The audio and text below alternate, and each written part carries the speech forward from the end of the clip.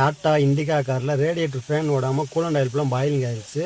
இது என்ன ரீசன் வரும்னு பார்த்தீங்கன்னா, ஃபஸ்ட்டு ரீசன் ரேடியேட்டர் ஃபேன் ஓடாமல் கூலண்ட் ஆயில் ஃபுல்லாக பாயிலிங் ஆயிரும். செகண்ட் வந்து கூலண்ட் ஆயில் வந்து லைட்டாக குறைஞ்சிட்டே இருக்கிறப்ப நம்ம ஆரம்பத்திலே ஒரு பைப்போ ஒரு ரேடியேட்டர் ஓஸோ போயிருந்துச்சுன்னா நம்ம ஆரம்பத்திலே பார்த்துட்டோம்னா எந்த ஒரு விஷயமும் பெருசாகாது.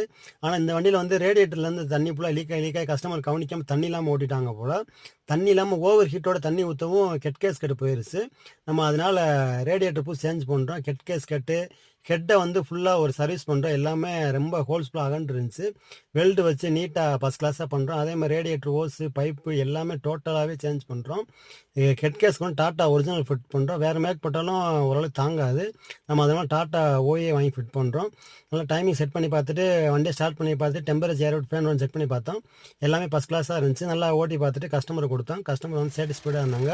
இந்த வீடியோ பிடிச்சி நம்ம சேனல் லைக் பண்ணி ஃபாலோ பண்ணி வச்சுக்கோங்க. தேங்க்யூ.